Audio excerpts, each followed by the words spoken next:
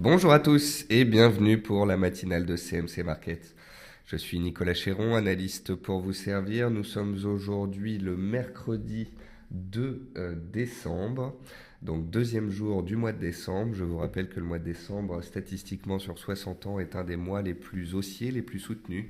Par contre, nous verrons ensemble que ce n'est pas le cas toutes les semaines de décembre. Ce fameux phénomène du rallye commence plutôt à partir de la deuxième semaine. Et on est actuellement dans la première semaine. Donc il commence après la deuxième semaine. Donc là on a la première semaine, on a la BCE cette semaine et puis les NFP. Ça devrait décaler en fin de semaine sur de nombreux actifs. La semaine prochaine on devrait donc avoir les répliques de ces secousses. Et la semaine suivante, donc pas mercredi 10 mais autour du 15, là on aura donc le rallye de Noël qui théoriquement pourrait commencer.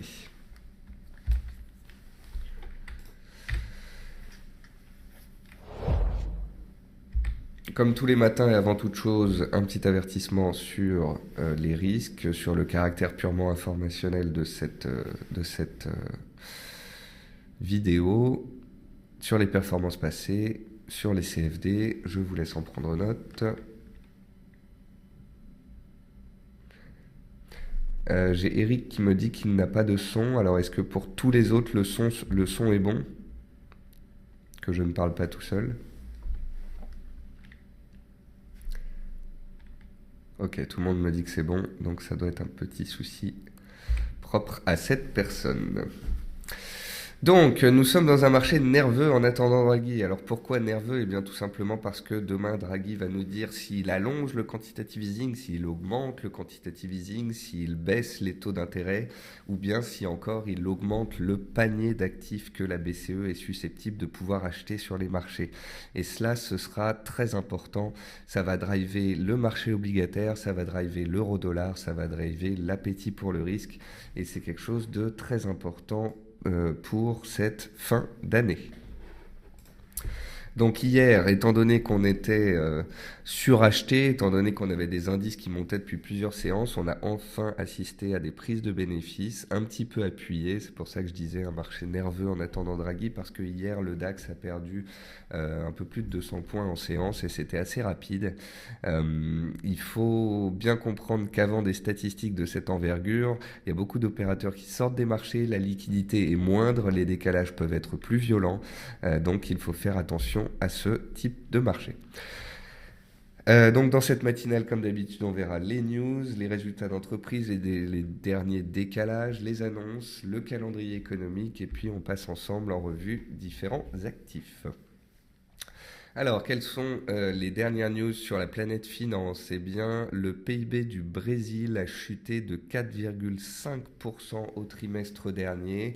C'est sa plus forte baisse depuis 15 ans. Voilà, donc là, on passe vraiment d'une économie du Brésil qui allait bien, avec une croissance forte, autour de 5-7%. Le Brésil était dans les BRICS, c'était les pays à fort potentiel chez les émergents. Voilà, le problème du Brésil, eh bien, c'est qu'il y a eu apparemment énormément de malversations, de détournements d'argent. Il y a parmi les plus grands groupes du pays qui sont empêtrés dans ces histoires-là. Récemment, il y a eu des groupes qui ont été attaqués par le gouvernement parce qu'il y a un barrage qui a cédé. Il y a des manifestations un peu partout dans le pays. Les prix des matières premières chutent fortement, ce qui impacte fortement le pays et son économie. Donc voilà, le Brésil, ça ne va pas très bien en ce moment. Les Britanniques donc devraient frapper la Syrie et donner du renfort à la France dans cette histoire-là. JP Morgan occupe la première place des banques d'affaires car elle est donc depuis le 1er janvier celle qui a eu le plus gros volume de toutes les banques du monde. Le FMI, enfin, c'était il y a 48 heures, mais j'en reparle, a intégré le yuan dans son panier de devises. Alors je rappelle quand même que c'est pas demain que le yuan va remplacer le dollar dans les échanges mondiaux, puisqu'aujourd'hui il représente 2,5% des échanges. Sur le front des entreprises, Neopost perd 10% sur ses prévisions annuelles. Neopost qui plus récemment avait parlé d'opérer une transition et ça avait fait fortement chuter le titre. Et bien là, on continue de baisser. Je crois même qu'on a fait un nouveau plus bas annuel ce jour. Sur Valeo, il y a des pressions baissières et il y a des pressions baissières à cause de Valeo sur l'ensemble du secteur automobile et plus particulièrement des équipementiers. En effet, BPI France devrait se désengager de Valeo et a donc 1,3 million d'actions à vendre dont BNP va s'occuper. Forcément, ça fait pression sur les cours. Emmanuel Macron a donné son feu vert éventuel à une fusion entre Alstom et Bombardier. Donc là, ce serait encore une fois une fusion historique pour créer un acteur majeur de niveau mondial, le plus gros du monde tout simplement. Et puis Altran était encore ce matin à plus 2%. La société annonce une acquisition. Et Altran donc a vraiment ravi les investisseurs ces derniers trimestres, que ce soit en termes de résultats, de stratégie, d'acquisition. Et le marché salue encore une fois cette ligne directrice. Concernant les statistiques passées, on a eu cette nuit la publication du PIB australien qui est ressorti à 0,9%, à plus 0,9% contre 0,7% attendu. Et il y a, me semble-t-il, eu révision à la hausse du PIB du trimestre précédent. C'est le pire ISM qui a été publié aux USA hier. Il est sorti à 48,6. C'était l'ISM manufacturier. C'est le pire ISM en 4 ans. L'ISM n'a été sous 50. En fait, l'ISM, ça va de 0 à 100. Au-dessus de 50, c'est positif. Sous 50, il y a une contraction du secteur. Donc un ISM à 48,6 hier, c'est le 4e ISM depuis 2009 qui est en contraction. Donc ça montre qu'il y a bel et bien un ralentissement. Généralement, ça n'augure pas de bonnes choses, que ce soit pour le PIB ou pour les indices. Et c'est le pire de tous les négatifs qu'on a depuis 4 ans. Donc la méfiance. Le PIB manufacturier, le PMI manufacturier est aussi ressorti inférieur aux attentes en Angleterre. Il est sorti hier à 52,7 contre 53,7. Donc là, par contre, on est au-dessus de 50 et cela va encore. Enfin, ce jour, des statistiques mineures. Enfin, tout dépend de ce que vous tradez. À 14h15, on aura les chiffres du chômage américain. Donc, c'est l'ADP avant d'avoir le vrai chiffre mensuel d'importance que sont les NFP. Donc, NFP, c'est 3 lettres pour Non-Farm Payroll. C'est les chiffres du mensuel les chiffres du chômage américain qui seront publiés vendredi. À 16h, on a la BOC, donc la Banque du Canada. Et à 16h30, on a les stocks de pétrole, donc les stocks de pétrole qui devraient potentiellement faire décaler en amont de la réunion de l'OPEP, je vous le rappelle, de vendredi. Réunion de l'OPEP, ça veut dire potentiel décalage des prix du pétrole. On va maintenant passer à la plateforme CMC Market. Avant toute chose, je voulais vous montrer que j'avais repris la rédaction d'analyse dans la partie actualité et analyse du site CMC. Donc vous y retrouvez les enregistrements de la matinale, mais vous y retrouvez aussi des analyses au quotidien. Il y a 2 jours, c'était un papier éducatif sur la figure chartiste. Hier, en fin d'après-midi, c'était une explication sur les prises de bénéfices avant la BCE. Je passe donc sur la plateforme CMC et on commence avec les indices boursiers. Donc le constat sur les indices boursiers, c'est qu'on a des indices américains qui sont sur leur plus haut et qui sont attentistes. Donc on va regarder le SP500 par exemple. Donc le SP500, il est sur ses plus hauts annuels et depuis 7-8 jours, il latéralise en montant un tout petit peu. En Europe, c'est une latéralisation à plat que vous pouvez constater sur le CAC 40. C'est une latéralisation des cours également sur l'Eurostoxx avec un petit biais haussier. Et il y a une latéralisation positive, mais très positive sur le DAX. Bon, allez, lui, on ne peut pas dire qu'il latéralise par rapport au SP ou au CAC 40. Lui, ça fait 10-15 jours qu'il grimpe et je vous ai expliqué que le DAX, en fait, par rapport à ses plus hauts annuels qui se trouvent à 12 400 points, est encore en fait à 10-11% de ses plus hauts annuels, alors que d'autres indices comme le CAC ou le SMI en Suisse ne sont qu'à 5-7% de leur plus haut annuel. Donc le DAX a tout simplement opéré un rattrapage ces derniers 15 jours et c'est pour ça qu'il montait aussi vite, aussi haut. On a néanmoins constaté une oblique parfaite de résistance qui passait par tous les plus hauts et qui a empêché le DAX de grimper en attendant la BCE. Pour le moment, on latéralise. On est ici sur support dans la zone des 11 250 points puisque ce sont les plus bas des 3 dernières séances. Voilà. Donc tant qu'on tient cette zone-là, on peut très bien faire une séance sans volatilité et attendre demain. Si par contre, à cause de chiffres économiques cet après-midi, par exemple, on avait une attaque baissière sous les 11 250 points, eh bien, on pourrait potentiellement aller chercher la zone du dessous.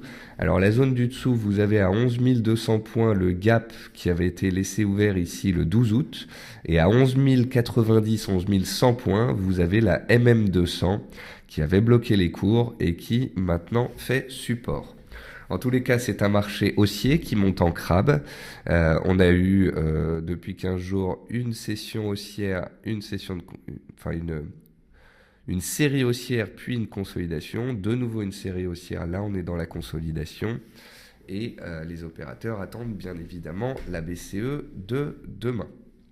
À court terme, étant donné que la séance d'aujourd'hui promet d'être peu volatile, le support des 11 250 pourrait tenir.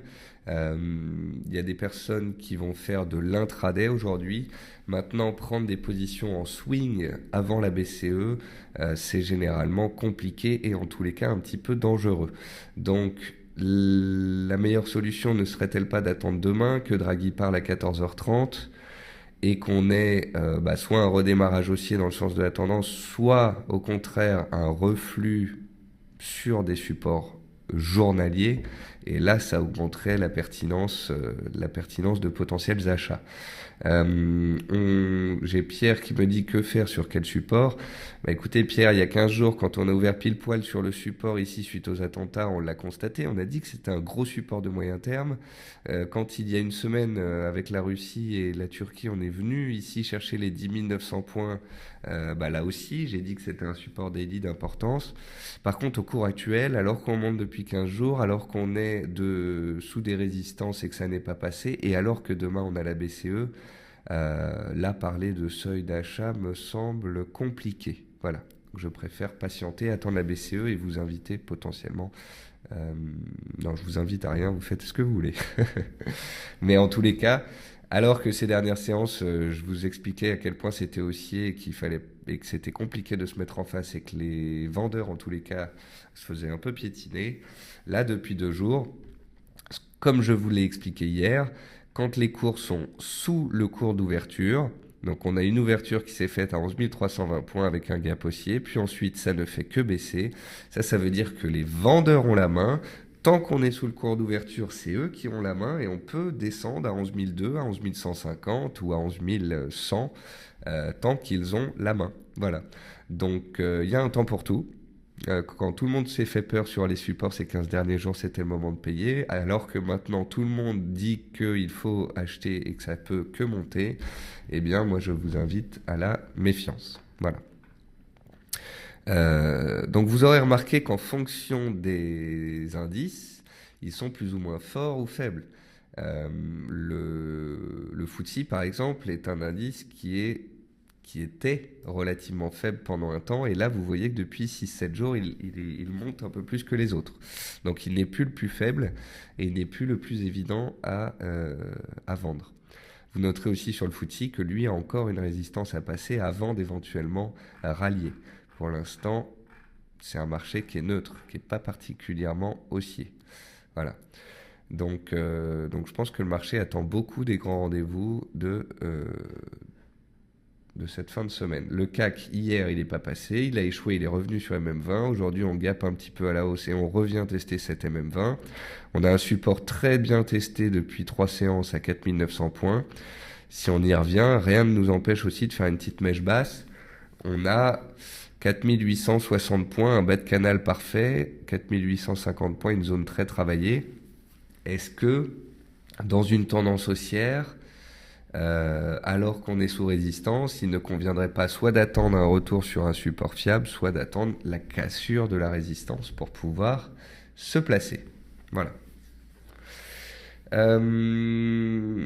Alors oui, pour revenir là-dessus, Pierre, vous qui me dites quand est-ce qu'on intervient et comment, euh, je vous décris ce qui se passe sur le marché. Je vous décris comment ça se passe, pourquoi ça se passe, quels en sont les tenants, les aboutissants et comment est-ce qu'on peut comprendre les nouvelles et comment est-ce qu'on peut les intégrer, comment est-ce que le marché les digère.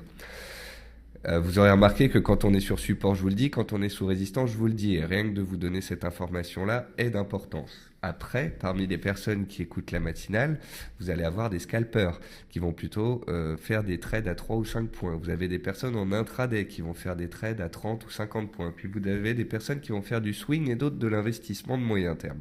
Voilà. Je pense que avec les informations que je vous donne, chaque profil, chaque personne a des informations qui vont lui servir dans son style de trading.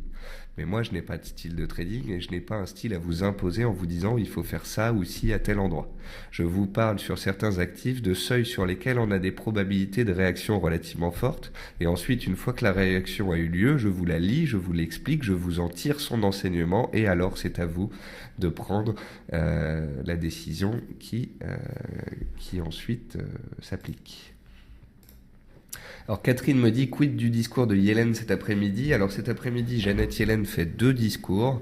Néanmoins, comme je le dis souvent, il est rare que les banquiers centraux donnent des indications sur leur politique monétaire en dehors de leur rendez-vous tous les 6 semaines. Donc la BCE, ce sera demain. La Fed, ce sera le 16 décembre, 16 ou 18 décembre, je ne me rappelle plus, je regarderai.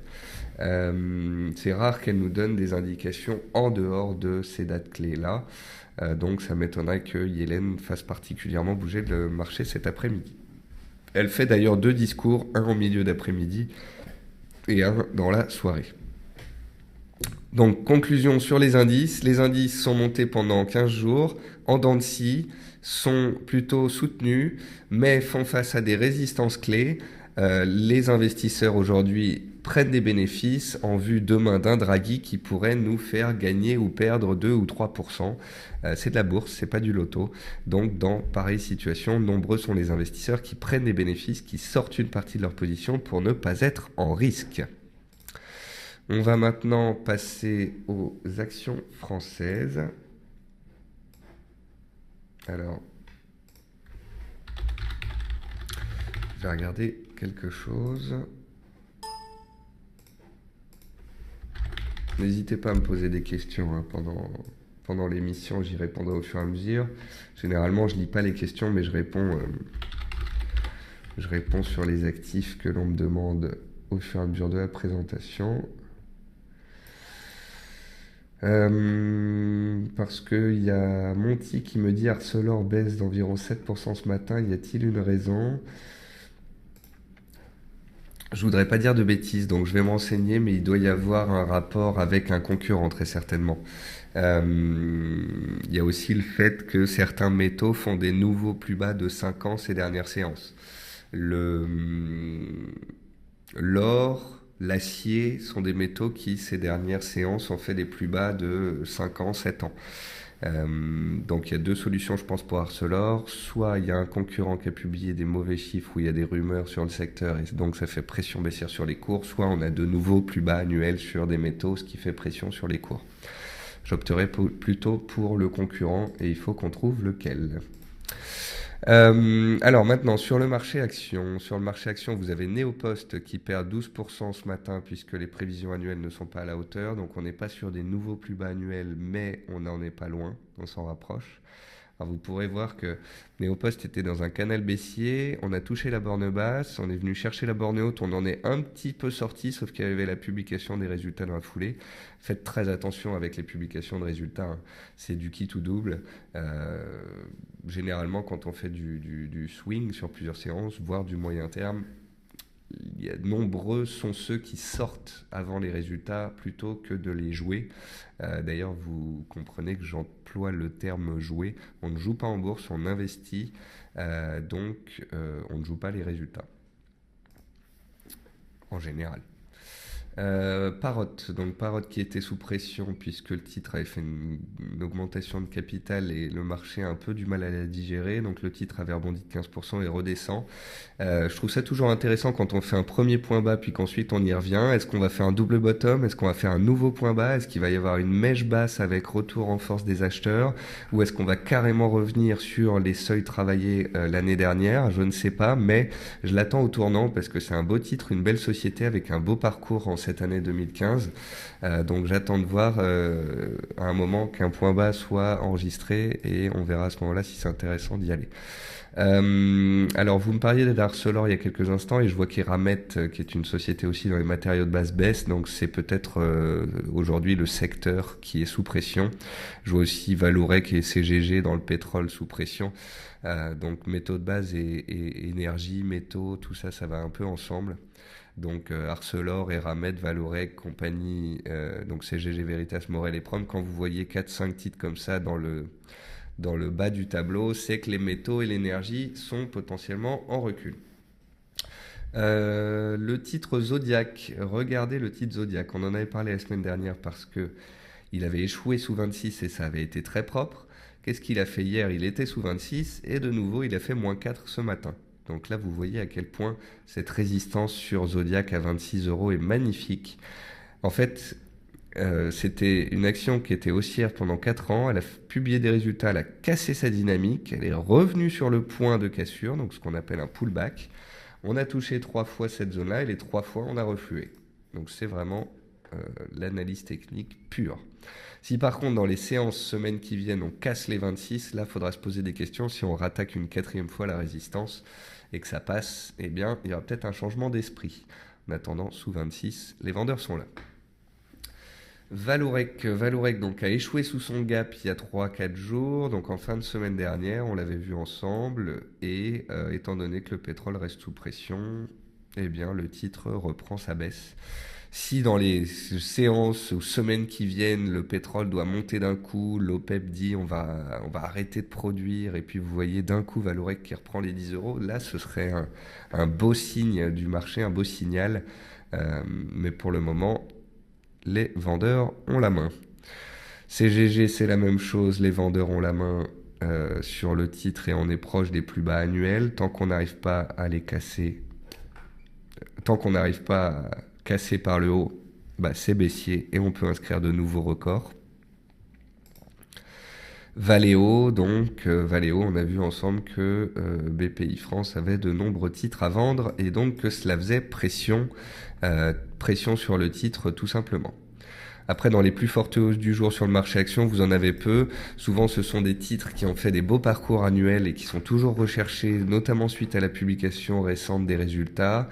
Vous avez Cegid récemment qui avait publié, qui était à 40 euros, qui a continué de grimper comme ça jusqu'à 52. Vous avez Altran qui annonce ce matin un rachat et qui, toujours suite à ces résultats, continue de... Vous voyez comme le parcours est parfait. L'action était dans un canal haussier, on est sorti ici, elle a fait un pullback dessus et hop, elle est repartie à la hausse. C'est vraiment très propre techniquement. Sartorius Tedim, c'est pareil, c'est un des titres les plus haussiers du marché français cette année. Et pratiquement tous les jours ces derniers jours, je vous l'ai montré parce que c'est pas parce qu'elle monte qu'elle va arrêter de monter. C'est un beau titre, une belle valeur et donc elle continue d'être recherchée. Alors François me dit Cité Group n'est plus à l'achat sur ArcelorMittal, donc potentiellement oui un changement de recommandation. Alors François, effectivement, si tel est le cas, en fait on a les métaux et l'énergie qui sont sous pression aujourd'hui, on a donc l'ensemble des titres qui sont sous pression et vu que Citigroup change sa recommandation, eh bien ça appuie encore plus sur le titre et c'est ce qui se peut expliquer sa baisse. Téléperformance, c'est pareil, c'est un titre haussier. Eurofin, c'est un titre haussier. Donc vous voyez, dans les 10 titres les plus haussiers là du jour, aujourd'hui on est dans une séance calme. Et bien dans une séance calme, c'est comme hier, on fait du stock picking. Stock picking, ça veut dire que on traite pas du directionnel, on va pas sur les indices. Ça veut dire qu'on va essayer de trouver des valeurs qui surperforment le marché, qui font des beaux parcours, qui sont dans des tendances haussières, dont les fondamentaux sont bons, etc. Et bien, ce qui arrive au mois de décembre, en fin d'année, c'est que Il y a des opérateurs qui prennent la liste des titres, qui regardent les fondamentaux les plus solides et les plus beaux parcours de l'année, et puis qui continuent d'en acheter pour jouer tout simplement la notion de tendance haussière. Voilà. Alors on a parlé des indices, on a parlé des actions, on peut parler des matières premières. Donc le pétrole, je m'attarde pas. Le pétrole, cet après-midi à 16h30, il y a les stocks. Si les stocks sont inférieurs, on monte vers 42 voire 43. Inversement, il y a les 40. L'OPEP vendredi pour rappel. Concernant le gaz, on tient les 2,05 mais on n'arrive pas à monter pour autant. Les stocks de gaz seront publiés demain, donc peut-être mieux vaut attendre la publication des stocks. Si on casse les 2,05, c'est qu'on ira plus bas, et alors ceux qui voulaient sortir l'épuisette et en acheter à moyen terme pourront le faire. Si au contraire les stocks sont inférieurs demain et que ça part à la hausse, eh bien au moins on aura la validation d'un éventuel double creux. Après le cuivre, les autres métaux, il n'y a rien d'intéressant. Tout ça, ça reste baissier. En hausse, on a l'avoine, mais l'avoine, je vous ai montré hier, c'est pas très très très propre. C'est un peu erratique. Après, il y a les cafés, Robusta, Arabica, mais c'est ultra volatile et il n'y a pas encore de signaux de retournement, donc je passe. Concernant enfin le Forex, alors j'ai d'autres questions. Matt Leroy me dit: bonjour Nicolas, que pensez-vous de passer long sur Telecom Italia? Alors premièrement, je vous dirai jamais s'il faut acheter ou vendre un titre. À la limite, j'en ferai l'analyse et puis je vous montrerai si on est plutôt haussier, baissier, si elle est intéressante ou pas. Moi, enfin, on va dire que le secteur... alors il faudra que j'active les titres italiens, je les ai pas encore activés sur ma plateforme, mais on va dire que le secteur des télécoms, on a vu un peu plus dynamique. Voyez, le secteur des télécoms, en fait, c'est un secteur qui peut vous intéresser si vous aimez soit les rendements, puisque des actions comme France Télécom, c'est des actions qui délivrent des beaux rendements. Soit vous voulez jouer des concentrations dans le secteur, c'est-à-dire des rachats d'acteurs par d'autres. Là, en l'occurrence, Telecom Italia, c'est énorme. Donc, qu'il y ait une OPA sur ce titre-là, c'est pas quelque chose d'évident. Il y a des secteurs qui sont quand même beaucoup plus dynamiques, et puis il y a des secteurs dont les actions sont quand même beaucoup plus intéressantes, attractives. Donc voilà, gardez un petit peu votre esprit ouvert à ce niveau-là. Je ne sais pas si Telecom Italia est un beau cheval de course. Paul me dit: si Draghi déçoit et Yellen ne remonte pas les taux, les Américains peuvent-ils fuir l'Europe pour revenir au bercail? Alors c'est pas demain la veille, même si Draghi déçoit et qu'Yellen ne monte pas les taux, que la paire euro-dollar va remonter à 1,40 et que l'Europe sera moins attractive que les US. Donc ça, c'est vraiment des mouvements de très long terme. Oui, Paul, je pense que Draghi peut décevoir jeudi, puisqu'on sait déjà tout ce qu'il peut dire, donc il n'y aura rien de nouveau. Donc ça peut secouer. Yellen ne pas remonter les taux en décembre, c'est une possibilité aussi. Néanmoins, elle se doit de garder sa crédibilité. Elle a dit qu'elle le ferait, donc j'aime à penser qu'elle va tenir sa parole pour ne pas perdre toute crédibilité. Si Draghi déçoit, ne dit rien, nous renvoie en 2016 à sa prochaine réunion et qu'Yellen ne monte pas les taux, là c'est clair que les banquiers centraux vont un peu passer pour des girouettes. Et ils vont créer de l'indécision et de la peur sur le marché, car les banques centrales aujourd'hui font les marchés, dirigent les marchés, les opérateurs suivent de très près les politiques de banque centrale. Donc si on voit que les banquiers centraux sont pas sûrs d'eux, ça va créer du grabuge. Donc c'est pas encore le cas, mais on verra. Sur le Forex, qu'est-ce qu'on constate? Alors, on constate que l'USD-Yen reste soutenu, donc que les indices sont en consolidation et non pas en correction. En fait, si l'USD-Yen corrigeait, baissait fortement, les indices pourraient baisser fortement. Le fait de voir l'USD-Yen stable, neutre, me fait penser que ça pourrait rester soutenu sur les indices. Allô, oui. Oui. Ok. Alors, je pensais que j'allais être interviewé un peu plus tard par TV Finance, donc je vais devoir vous laisser. De toute façon, concernant le marché des changes, c'est très neutre en attendant Draghi, et je vous en parlerai plus demain. Voilà, je vous souhaite une très bonne séance à tous, et à demain matin, 10h pour la matinale.